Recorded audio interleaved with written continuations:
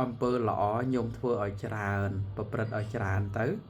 រមែងឈ្នះនៅអំពើអាក្រក់បុគ្គលដតីគេមានបំណងអាក្រក់បំណងមិនល្អមកលើយើងអំពើអាក្រក់ទាំងឡាយទាំងពួងនោះនឹងសាបសូន្យនឹងវិនិច្ឆ័យអន្តរាយឲ្យឯងអំពើអាក្រក់មិនដែលឈ្នះអំពើល្អទេ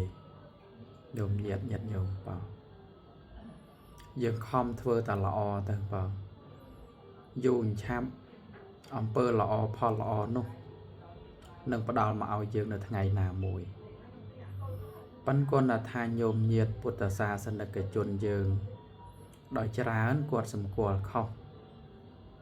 គាត់ថាដេចគុណហើយខ្ញុំកណារាល់ថ្ងៃធ្វើតែល្អតែអត់ឃើញបានផលល្អសោះដូច្នេះអំពើល្អក្តី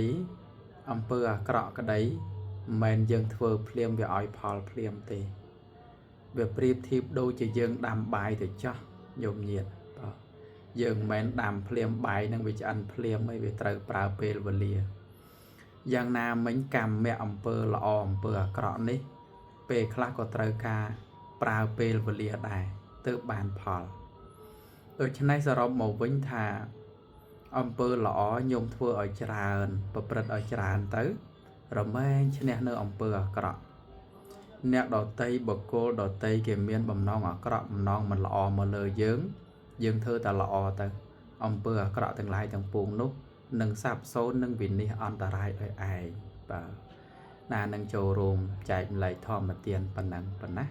អនុមោទនា